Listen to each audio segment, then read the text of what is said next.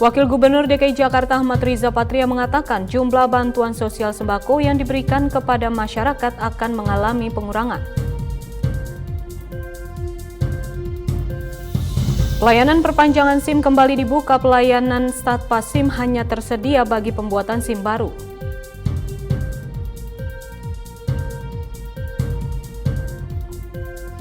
Ratusan massa yang menamakan diri Forum Relawan Penerimaan Peserta Didik Baru DKI Jakarta 2020 melakukan aksi unjuk rasa di depan Kementerian Pendidikan dan Kebudayaan.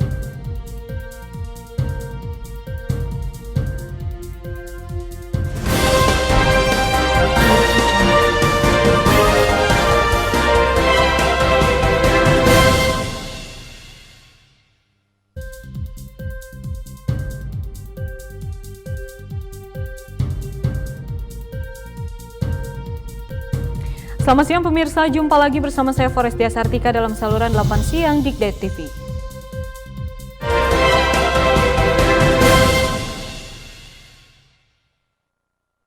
Pemirsa, Wakil Gubernur DKI Jakarta Ahmad Riza Patria mengatakan jumlah bantuan sosial sembako yang diberikan kepada masyarakat akan mengalami pengurangan.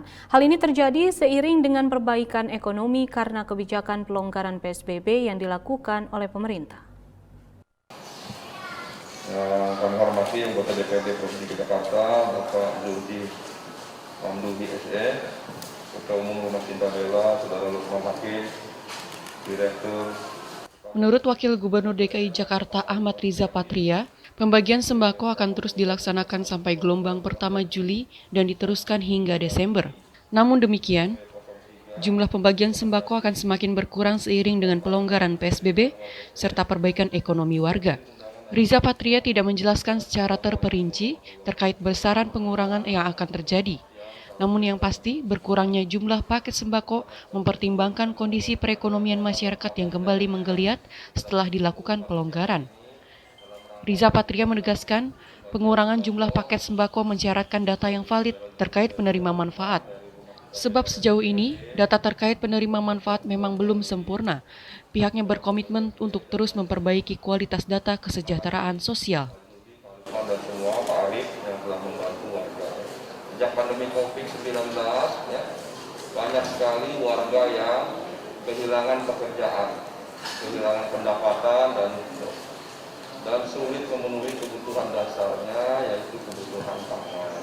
Untuk itu pemerintah Pak Anies telah menganggarkan tidak kurang dari 5,32 triliun untuk 3 kegiatan besar.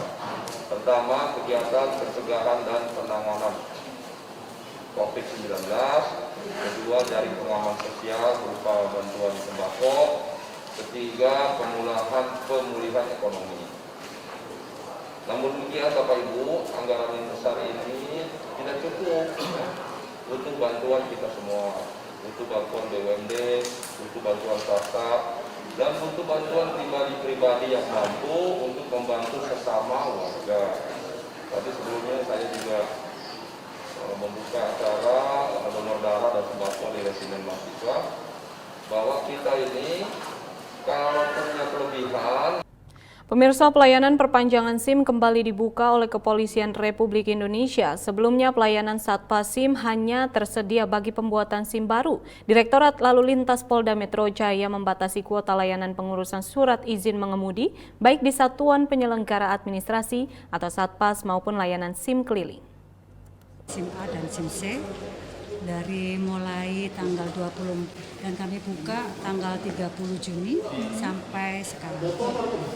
Meski dibukanya kembali pelayanan perpanjangan SIM, Satpas dan Bogor tetap menerapkan protokol kesehatan COVID-19 yang dianjurkan oleh pemerintah. Di depan pintu masuk lobi utama disediakan bilik disinfektan lalu pengecekan suhu tubuh. Jika suhu tubuh peserta di atas 37 derajat Celcius akan disarankan untuk ke unit kesehatan. Dengan diterapkan protokol kesehatan membuat masyarakat yang ingin memperpanjang SIM maupun SIM baru merasa aman.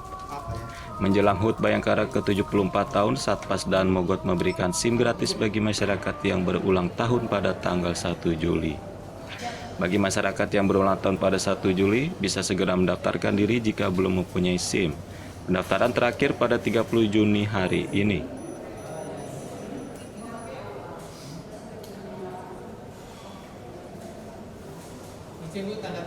Iya, baik Mbak, kami akan menjelaskan bahwasanya selama PSBB kami menggunakan protokol kesehatan COVID-19.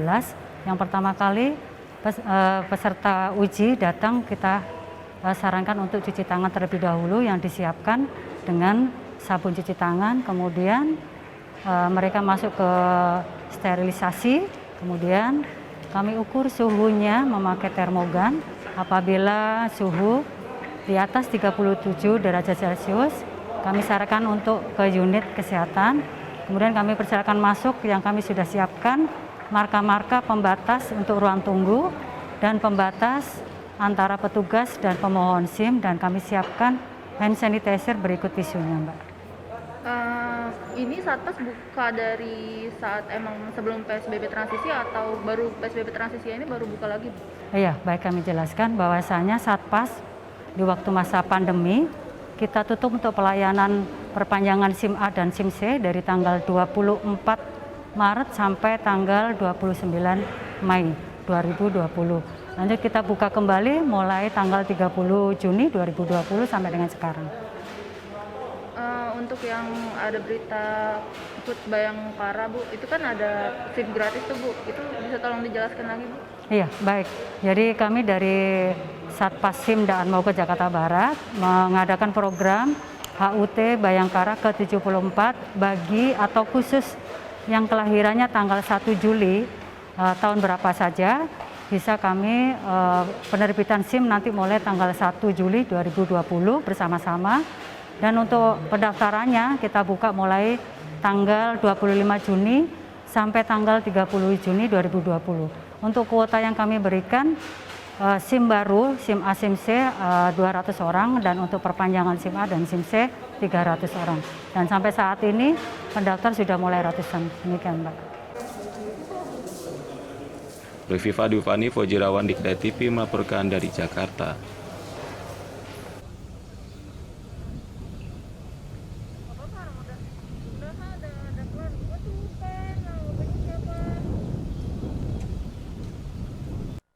Pemirsa, ratusan massa yang menamakan diri Forum Relawan Penerimaan Peserta Didik Baru DKI 2020 melakukan aksi unjuk rasa di depan Kementerian Pendidikan dan Kebudayaan Senin kemarin. Yang menarik, di antara massa ikut hadir Ketua Komisi Nasional Perlindungan Anak Aris Merdeka Sirait yang mendesak Mendikbud Nadiem Makarim menghentikan proses PPDB untuk semua tingkatan di Jakarta.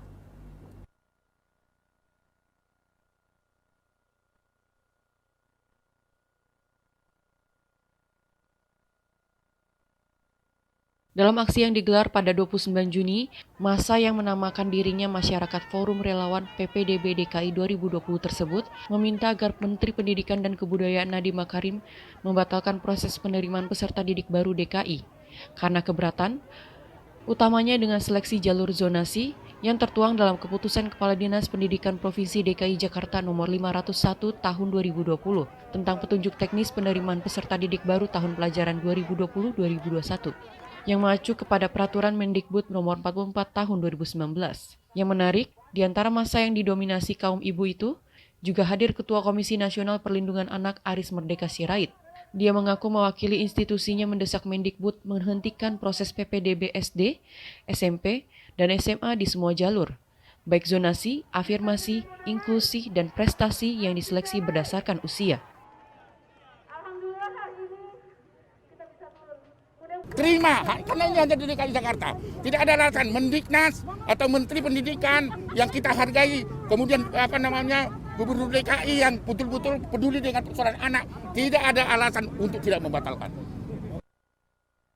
Pemerintah diminta memberikan perhatian khusus dan solusi terbaik untuk anak didik yang tidak lulus seleksi di Jakarta karena usia yang tidak mencukupi. Jika pemerintah Provinsi DKI Jakarta tidak dapat membatalkan PPDB dengan seleksi persyaratan usia, maka Dinas Pendidikan DKI diminta untuk menerima semua calon peserta didik tanpa terkecuali.